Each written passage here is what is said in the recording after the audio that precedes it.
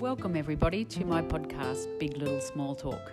I'm Megan O'Hara-Sullivan and I love to talk, but I also love to listen. If you're new here, welcome. Thanks for joining me today. I hope you enjoy the episode. My name's Megan O'Hara-Sullivan and you're on Big Little Small Talk. Today my special guest is Graham Perrett.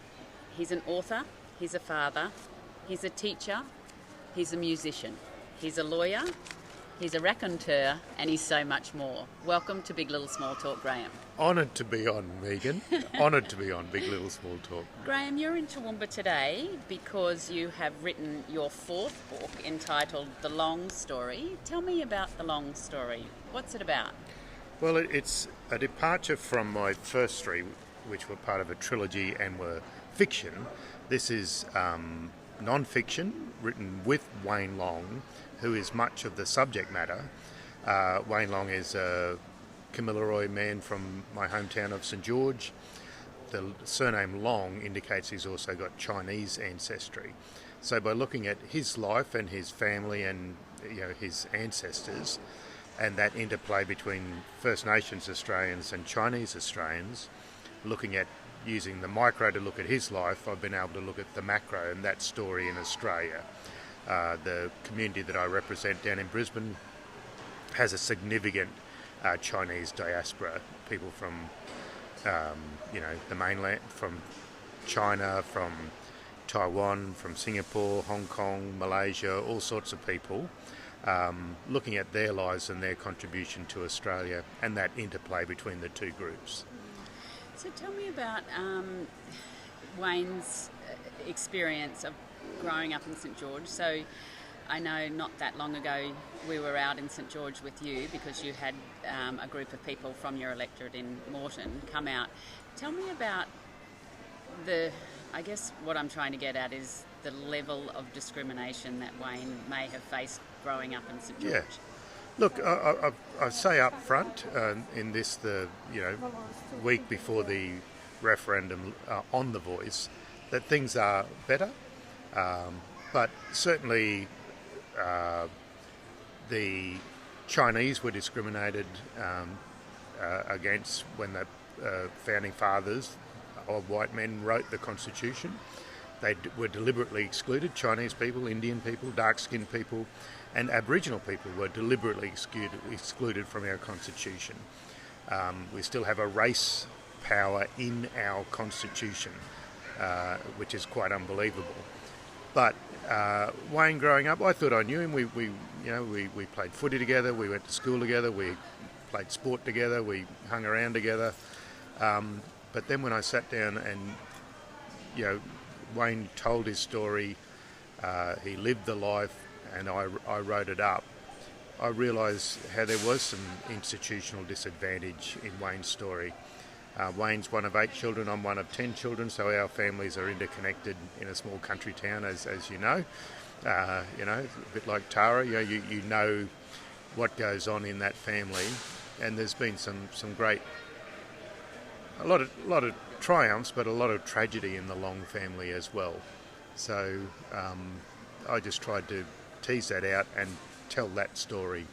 It's a story of resilience. It's a story about surviving and thriving despite the circumstances and the fate that can befall a family. When we were in St George with you, you were talking about Boundary Street and how there's often a lot of boundary streets in a lot of towns. Why is that? Well, often white people put up a boundary that said black people, Chinese people, Indian people, Afghan Cavaliers, anyone dark basically wasn't allowed to be over that boundary when the sun went down. And so often Chinese men formed relationships with Aboriginal women because Chinese men weren't allowed to bring their wives from China, often couldn't afford, came here seeking fortune, seeking gold, and end up being labourers and workers in the in North Queensland. They set up the banana farms and the cane farms, so they often turned their farming skills into profit, but they weren't allowed the laws prevented them from bringing women, Chinese women from China for a long time. The White Australia policy, one of the, I think the 16th bit of legislation that went through our Commonwealth Parliament was all about excluding people. So because they were consigned to the other side of the boundary, they often formed these relationships, new families, new dynasties, and you see them scattered around. There were families, I think there was a guy playing in the AFL Grand Final the other weekend that had that connection. It's not uncommon in country Queensland and Northern Australia especially to see that connection between the Chinese diaspora and the First Nations community. So the outcast people, in other words. Yeah, the people that weren't white. It was very, very much a nation founded with racial policies. Right? Not unlike the United States, where it was, the idea that all men are created equal. This was very much a constitution that deliberately excluded people, despite what had been going on in Britain. Because remember, our constitution is a British Act of Parliament. We still have that race-based provision in the constitution now. So theoretically, the Commonwealth could make a law, making it illegal for Irish people to own property because there is specifically a race provision in there. Even though over half of Australia nowadays has a connection with an overseas-born parent or were born overseas themselves, that wasn't the reality back in the 1890s when they were writing the Constitution. Back then, 95% of Australia were born here, and if they weren't born here, they were connected to England, Ireland, Scotland or Wales. They weren't connected with the multicultural world that we now have. Graham, in the cemetery in St George, your Asian population came and they built a memorial. What happened when the Chinese people were buried there? They had wooden crosses. What happened in the cemetery? Well, that's one of the reasons that I've written the long stories, because of that story was told to me by the former mayor of St George, Robert Buchan. He said that back in the early 70s, they tried to clean up the cemetery. They sent some, like a work for the dole scheme up to clean up the cemetery, and they had the bright idea to sort of set a little grass fire, but it got out of control and burnt all of the Chinese wooden grave markers to ashes. So while the local council, the Balonne Council, still has a record of names, sometimes it might just say a Chinaman. It doesn't actually have a name. So my community, the Chinese are very respectful of ancestors, and so we set up a memorial commemorating that Chinese community that lived in St George. And there's actually only one Chinese grave marker, a sort of old Chinese grave marker there. And then we put up a general monument commemorating that service. And then every year or two, my Chinese community, or the Queensland Chinese community, goes out and it's called sweeping the graves, just recognises the people that have come before. So it's not it's like a combination of a Chinese practice combined with the First Nations practice, so everyone should be respectful of those that came before us. Yeah, it's a beautiful thing to do, isn't it? So Graham, when you approached Wayne and said that you'd like to write his story, I can imagine, was he reluctant? He was like, basically, why me? Because on one level his life is an ordinary life. He's not the King of England. He's not, the Premier of Queensland, or the Mayor of Toowoomba. He's just a normal person. But he was always a good friend and a hero, certainly a sporting hero for me. So I wanted to tell that story. But it's not it's not like a footy coverage or cricket coverage. It's more about those individual endeavours and a few laughs along the way, a bit of tragedy, obviously, with, as people will see when they read the book, but hopefully it is an uplifting experience. And you said it's a deviation from your other 3 novels. I mean, anyone who's published 4 books, that's a pretty amazing feat, let alone all the other things you've done in your life, which I will get to. But tell me about your first book. It was called The 12th Fish. Oh yeah, now that's a trilogy: The 12th Fish, The Big Fig, and The Solid Rock.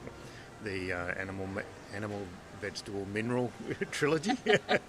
That's fiction. So that's the life of looking into the life of a flawed individual, a country teacher, and the hijinks he gets up to, and his failings. Fiction's great. You can just sit down and write whatever you want. With writing with Wayne, you have to be a lot more honest, a lot more. Yeah, there's a lot more historical investigation. So I really enjoy writing fiction, but I'm very, very proud of the book that Wayne and I have put out, The Long Story, because it's. I think I've had some great praise from people who read and write books. Yeah. So, Graham, you mentioned that you're one of 10 children. Where do you fit into the 10 children? I am the 7th, so 3 below me. Yeah. You once told a story how you and your sister, you didn't really have a bedroom, you just had a hallway. Tell me about that. Well, my older brother Simon didn't even have a hallway. he slept downstairs. He had 2 walls, at least the hallway had 2 good walls. Yeah, no, look, it was funny. Growing up in St George, I always thought it was like a mansion, a massive house. And then when you go there as an adult, you realise, how the hell did 10 kids fit in there? So my mum was a single mum. My dad left when my dad was the local butcher. Mum was a nurse. Dad left when Mum was pregnant with her 10th child. So my mum was an absolute trooper, an angel, I can't imagine raising 5 children, Megan, but 10 was quite an achievement, obviously. Yeah. Peggy was quite an amazing woman. She was an amazing woman, and that's the truth of it too. And to be working, and she was looking after her brother as well, who lived with you. Is that right? Yeah. Roy worked in shearing sheds, bit of an alcoholic. Sorry, Roy, but Uncle Roy. A great guy, but. So Graham, you went to university. You went to do teaching at Kelvin Grove Teachers College. Had anyone in your family been to university before? My brother Simon went to Armidale Uni. Yeah, he was the first. So my 2 older brothers became butchers, and my sister Debbie worked. We always worked. My mum and my dad had a very good work ethic. We always knew you had to work. You had to work. That's right. Tell me the story of one of the very first people that you met who became a lifelong friend, and he was sitting next to you. He tells the story very well, John Carrozza, about meeting you and the shoes that you were wearing. Well, it wasn't the shoes. It was actually a Talking Head shirt. I was wearing a Talking Head shirt. He did comment on some shoes that I had that had a bit of blood on them, because I had worked in an abattoir, and my dad's abattoir, and Johnny Crosser still my good friend to this day. We're still in a band that we formed at Teachers College, so we're good friends. John Crosser, as you know, is one of life's gentlemen, a really decent guy and a great musician, songwriter. So, but yeah, he did find blood on my shoes a little bit squeamish. Some of the country, some of that shooting and country lifestyle he found a bit confronting. Yeah. I love that story because to me it's the reason, not the sole reason, but when you go to university you're thrown together with all these people from private schools in Brisbane and the guy from St George with blood on his shoes because he's worked at the abattoir over the holidays, and that to me typifies why you go to university. So yeah. You said that you should mix. You don't want all white bread. You need a bit of variety in life. You got to meet us. People. I love people. That's why I'm in politics. That's why you're in politics. We love talking to people, helping people, and you find that if you can get talking to people, life will be a lot more interesting. So you mentioned that you and Johnny Carrozza formed a band. What was the name of your band, Graham? Yes, that is Once I Killed a Gopher with a Stick. Often played in Toowoomba at the Gladstone and the Port Office, I think, in years gone by. So. Where does the name Once I Killed a Gopher with a Stick come from? Well, it was John Carrozza, is the artistic one. I think it's a line from Frank Burns in MASH that Frank Burns says to Margaret Hot Lips Houlihan when she's talking about a tough soldier she saw. And he said, once I killed a gopher with a stick. Beautiful story. So you did teaching, and where did you go when you first graduated? My first teaching gig was at Crow's Nest High School. It was a Peter, well, 1 to 10 school, I suppose. Did 2 years there. Then I went to Babinda up near Cairns with the state system. Then went backpacking overseas for a year. So yeah. I'll just remind the listeners that we're speaking to Graham Perrett on Big Little Small Talk today.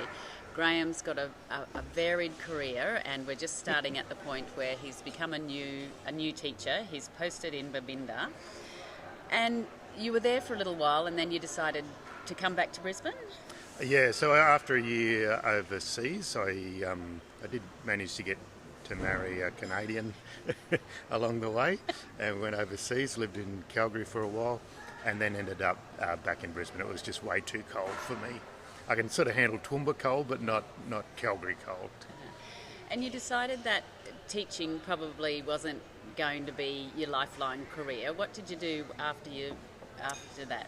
Well, I finished off an honours degree in literature, and did a law degree, and left teaching, loving teaching, after 11 years, and then became a lawyer. Thought I'd be Atticus Finch, that character from To Kill a Mockingbird, but it was, sort of doing wills and estates and leases, and then went and did some industrial law, worked for a union, and then made that big decision to get into politics. And okay, so tell me about the decision to get into politics. You had been a member of the Labor Party for quite a while, and how did you kind of think that's where you really wanted to be? Yeah, look, I joined the Labor Party when John Howard got elected, basically, because I wanted to make a difference. I didn't like the vision John Howard had for the country, and then I was just sort of slogging away, doing the things that you do, having conversations, doing letterboxing, all that sort of stuff, having policy ideas, putting them forward. And then ran into a friend that said they were looking for a candidate for the federal seat of Moreton after the candidate who'd run 2 elections previously decided to have a break. And then that was it. I was unsuccessful in 2004, but was thankfully rode the Kevin 07 wave into Canberra, and been a marginal seat ever since, but still there. Tell me about the gains that you've made on the margin, though. You ran against Gary Hargrave, was the sitting Liberal minister. He'd had it for 12 years. But it's always a very, a bellwether seat, I suppose, Moreton, south side of Brisbane. And, I've had some very tight elections, very, very, very tight elections. They've always been tight. In fact, 2022 would be the best result I've had, but it takes a lot of work. So. It is a lot of work, and anyone who follows you on your social media pages will know that you're working day in, day out. Continuous campaigning. Yeah, as in talking to people constantly, which is thankfully something I love doing. Tell me about being part of that Rudd slide. Like, what was that like? Was it just an amazing, it's your first time in Parliament, you get into government, Megan, my first day in Parliament, so the election was 24th of November 2007, but the first day in Parliament was February the next year, 2008. So my first day, there was a welcome to country delivered by Matilda House to the Parliament. First time that First Nations people had welcomed the Parliament. And then there was Kevin Rudd's apology to the stolen generation. I mean, one of the most moving things, I had elders from my community up in the gallery. It was incredible. It really was. I hate to say this, but I think it was my best day in politics. And I've seen some incredible things since then, seen Obama, seen other world leaders address the Parliament, been to dinner with the Queen. It wasn't quite an intimate affair, there was about 500 or 600 other people there, but I've seen some amazing things, some incredible speeches, some very sad speeches. But that first day was really just such a magnificent day in terms of something that previous Prime Minister had said couldn't be done, that the nation couldn't say sorry, but then we did say sorry. The Prime Minister said sorry, and it made us a better nation. And improved our relations with so many other parts of the world, from the Caribbean to Africa to in so many other ways. So like, this is a more mature nation in terms of that journey that we're on as this Australian story. You know, it's a 65,000-year-old story, but it's made me so proud to be a part of a parliament that did that. I couldn't agree more. In fact, that was the day that I joined the Labor Party, was the day that I saw the apology, and I watched it at work and put it on the television because it was just so moving and meant so much, not just to the First Nations people, but to really to everyone, because it was so generous. You'll hear a little bit of background noise, listeners, because we're in the shopping centre. So, yeah, I mean, it was an incredible moment. And as you say, you've seen so many incredible things. So, Graham, like, what was the sort of the whole Gillard Rudd era, like, how hard was that? That was horrible. That was horrible. Because the Labor Party is there to help all of Australia, but particularly to offer a helping hand to people that are doing it tough. That's what the Labor Party has a particular focus on. Yeah, obviously you've got to look after small business, make sure they're the big employer. You've got to get all those other settings right, but helping people out. So things like investing in education, the Gonski reforms, the National Disability Insurance Scheme, getting those things right are what Labor does. We're a reforming party, getting the Medicare bulk billing settings right. All of those things were stuffed up because of the politics that led to getting rid of a Prime Minister in the middle of the night. Obviously, decisions made by people, older, perhaps wiser, I don't know about that. But that was a horrible time.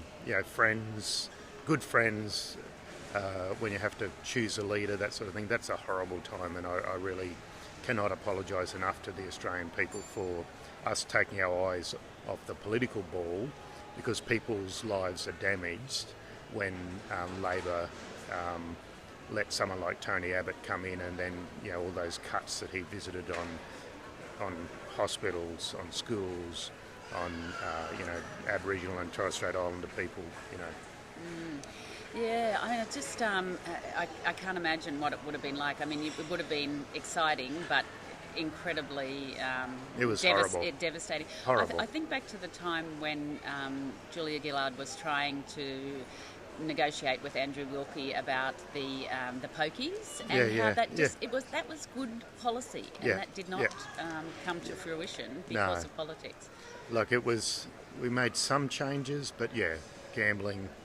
Look, it's just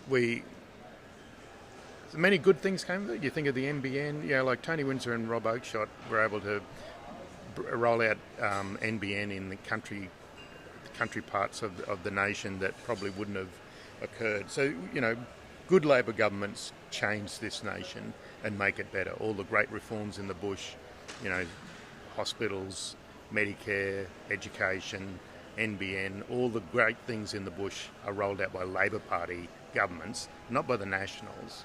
They like to protest and pork barrel. We actually do major reforms that lock in good things for the bush. Somebody stop him, please. I might have people tuning off all over the shop. So I remember going to Canberra after you got elected. You weren't there, I don't think, at the time. You were elected, but you were back in Brisbane. And looking at, there's 78 seats, isn't there? You need 76 to get a majority. There's 151 House of Rep seats at the moment, so you need that 76 to get a majority. And throw in a speaker, and it gets very tight. Yeah. Remember all that Peter Slipper stuff? Yeah. That's another unedifying time in our history. Very much so. But I was looking at those seats and thinking how amazing it is to be a federal member of Parliament, like that you are one of... About 1,200. Yeah, there's not many. 1,200, 1,300 over time.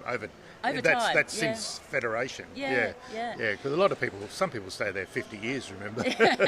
Well, that's another debate. Whether you should be giving someone else a go. But how incredible that is, Graham, that you got there. And in Queensland, I think there's only 6 Labor. Sadly, only 5. 5. We had 6 and we lost 1. We lost Terry Butler at the last election. Yeah, so only 5 out of 30 in the lower house. Yeah, it's tough going for Labor in Queensland. Yeah, I mean that's an incredible feat on your behalf. Graham, I want to talk to you about, I'm going to read you a quote, and I just want you to tell me whether it's true or false. I'm going to blank out the parts that might give this away. We're going back to your author career here at the moment. Oh dear, this could be dangerous. All right. Blank was a best-selling book when it was first published in the year blank. In the early 1990s, it again hit the bestseller list. This was primarily due to the interest generated by the release of the movie Blank. Recently, there has been an increase in sales throughout Australia because of the clothing line which featured the X insignia. Now, Graham, is this a quote on X, formerly known as Twitter, or something else? The autobiography of Malcolm X? Correct. Which is your what? That was my honours thesis. Just looking at that. Gee whiz. I do my research, mate. How did you track that down, Megan? We've got a copy of it at home. So tell me about your fascination with Malcolm X. Well, so I should say, so I approached the autobiography of Malcolm X, which is written by Alex Haley, as a work of literature, not as a work of history. That's the first thing. So I'm not a historian. I specialised in literature. So it's called the autobiography of Malcolm X, but Malcolm X didn't write it. Alex Haley wrote it, the guy that wrote Roots, and so that's interesting in and of itself, to call something an autobiography. And much of what is written in Malcolm X is not true. You know, there are other books written that actually put some of the details out there. So that's why I was quite obsessed with it, because it's symbolically a powerful work because of the life of Malcolm X and what Malcolm Little, you know, as he was born first named, what he stood for in terms of American politics, and some amazing speeches and the like. And so, yeah, just approaching that work of literature. So that's why the long story is, there are 2 authors, Wayne Long and Graham Perrett. As I said, Wayne lived it and spoke it, and I wrote it. But every word that came out of Wayne's mouth is put down accurately.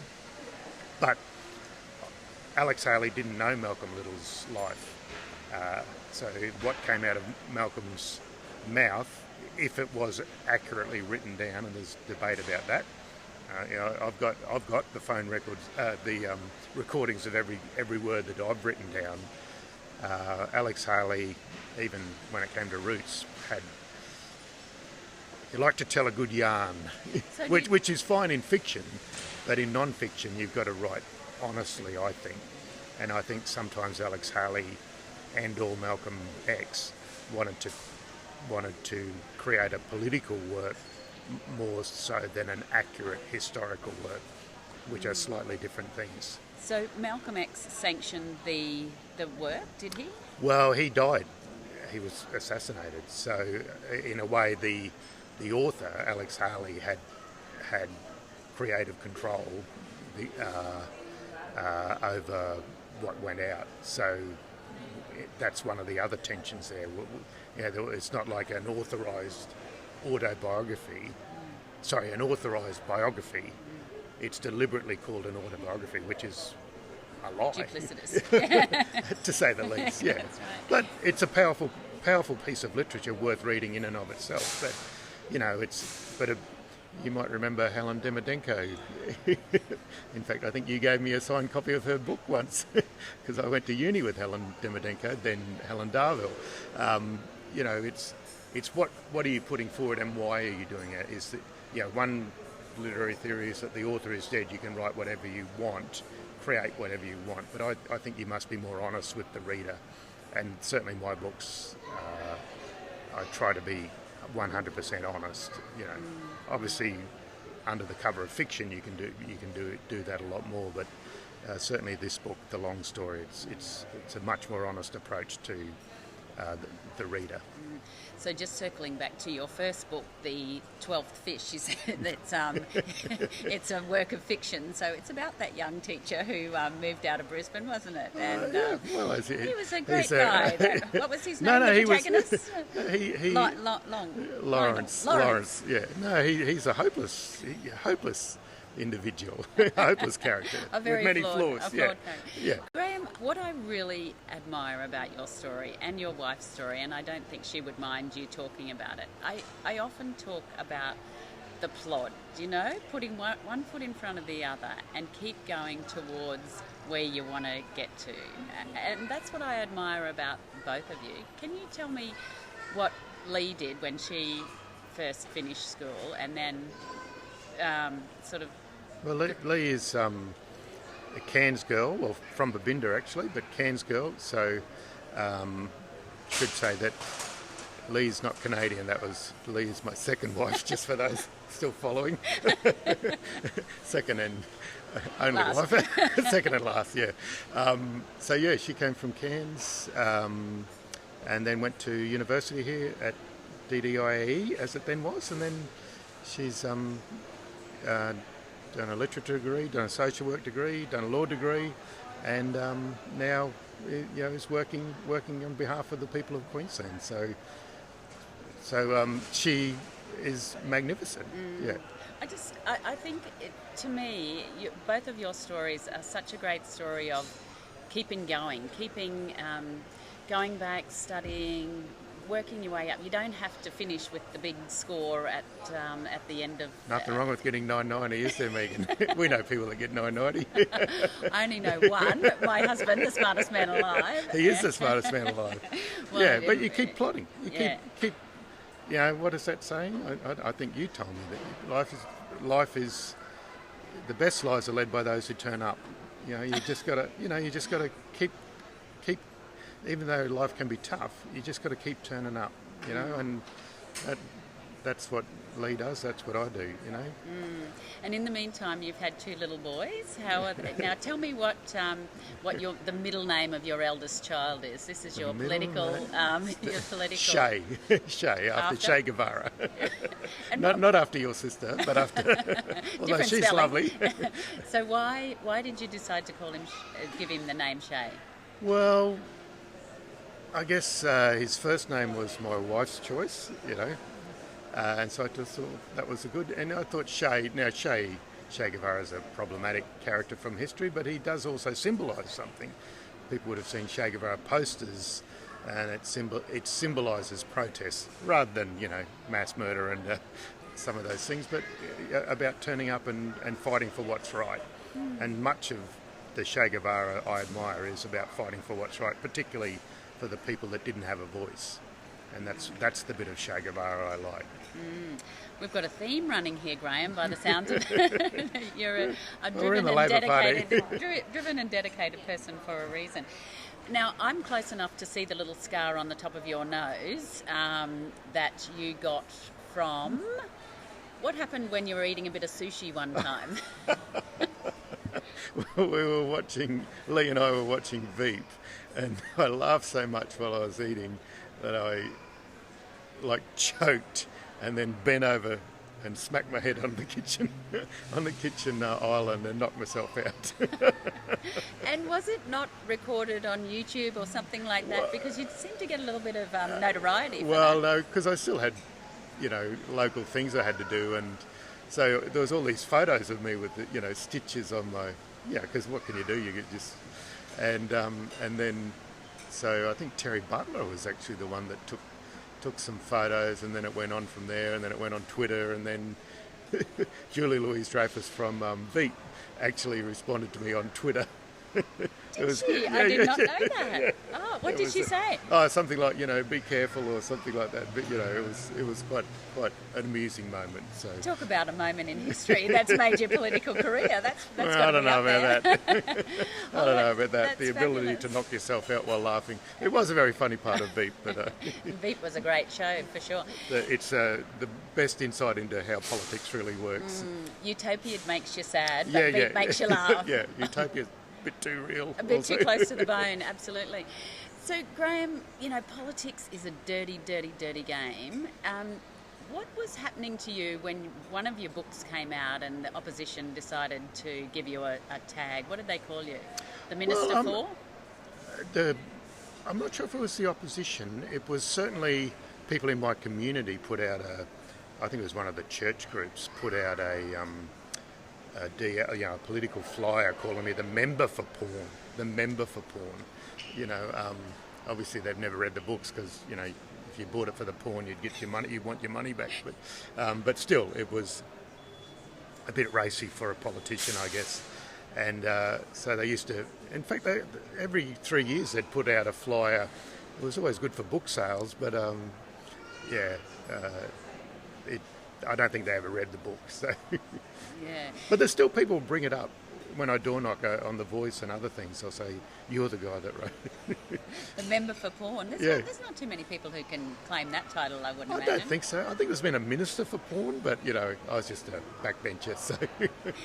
Graham, you mentioned briefly about meeting Obama. Tell me about that. Oh, no, just when he spoke to Parliament, because I was a marginal seat, I was sitting up near the front, and, it's just amazing. I mean, he was the best orator that I've seen address Parliament, although Sasuta Bang Bang Yudiano did a great speech as well. Like, it's amazing where the good speeches can come from. So I think Bob Hawke's hard to beat once he gets going. You wind him up. Yeah. I've had some great encounters with Bob Hawke. Wouldn't say I shared a cigar with him, but I've watched him smoke a cigar because he used to always come and campaign in Moreton. He's a raconteur. He can tell a yarn better than anyone, and indefatigable. Was still campaigning at 10 o'clock at night after working all day when he was in his late 70s, well and truly, unbelievably committed to the cause. So, Graham, political heroes for you? Well, Hawke would be one, and Keating, and Wayne Goss. They'd probably be my three big Australian political heroes.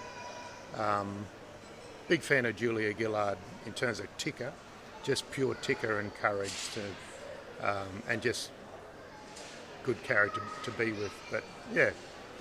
Do you know that one of the things that I have most admired about Julia Gillard is that she doesn't comment in the news. Like, she has gone off and done her stuff in education, particularly women in education. Yeah. And mental health. Yeah. That's the line in the sand and has not... And just gets on with serving the world in terms of changing women's lives, young girls' lives through education. Yeah. Just leaves that to other people. No, she's quite the inspiration. And seeing her up front and close during that difficult time when there was chaos and division and nastiness, she had incredible fortitude.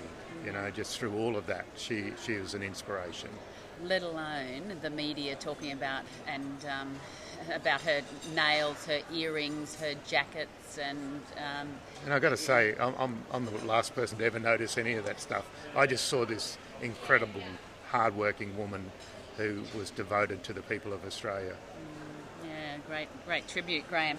Now, look, unfortunately, I'm running out of time, but I did want to ask you a couple of questions. You might be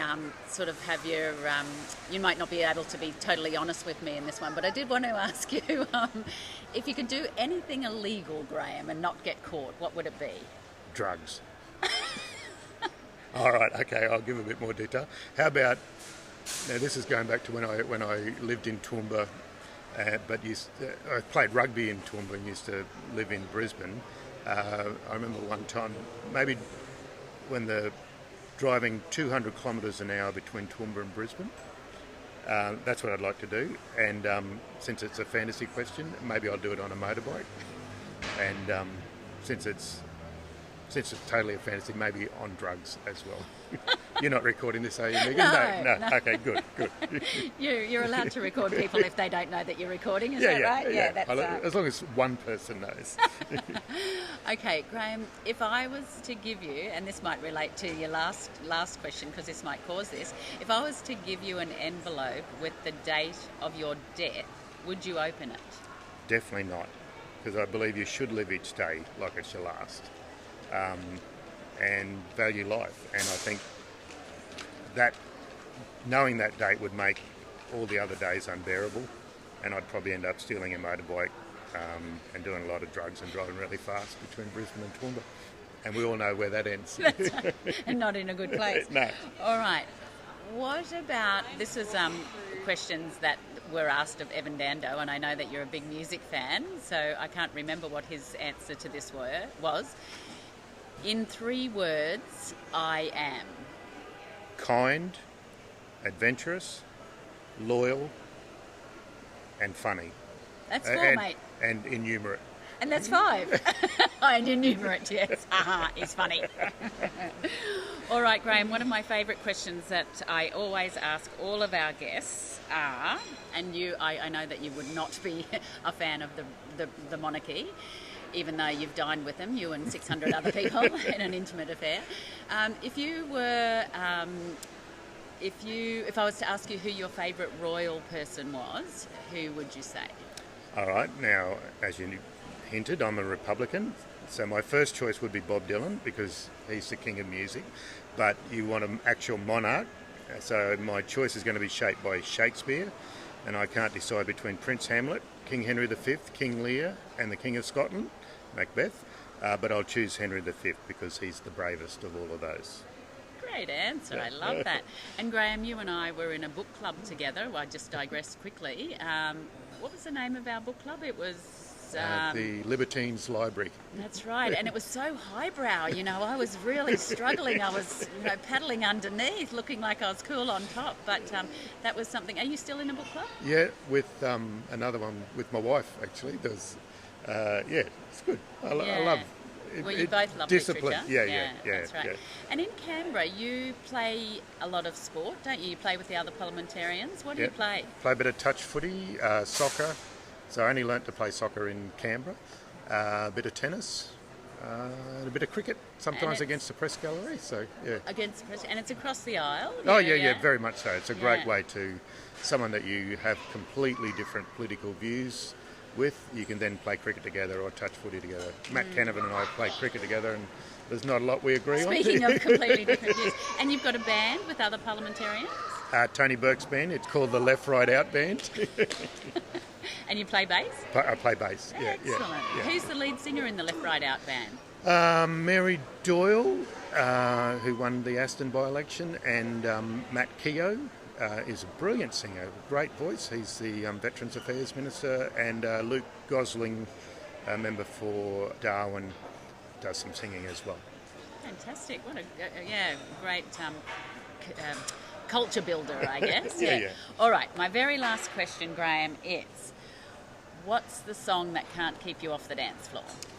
All right, now, being a child of the 80s, I was going to go with I Melt With You by Modern English. I know your husband Dean would like that, or Blue Monday by New Order. I was then thinking of Slippery People by the Staple Singers, which is a Talking Heads cover. But because it's a cover, I'll reject that and go with Cosby Sweater by the Hilltop Hoods. That sounds very modern. That's right. I tried to get something from... something for everyone there. Not just the 80s. Yeah. Oh, brilliant.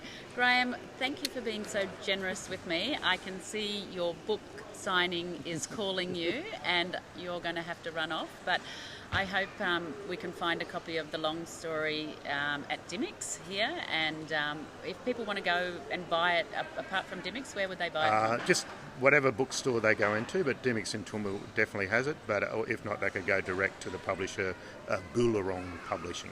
Okay, brilliant. Well, enjoy your signing and enjoy the time with Wayne and all the good things that are coming from you writing this book, particularly in this time with the referendum coming up. Thank you for the chance to be on Big Little Small Talk, Megan. It's been very, the most enjoyable interview I've ever done. There you go. There and I've done many. Brilliant. Thank you, Graham. Thank you.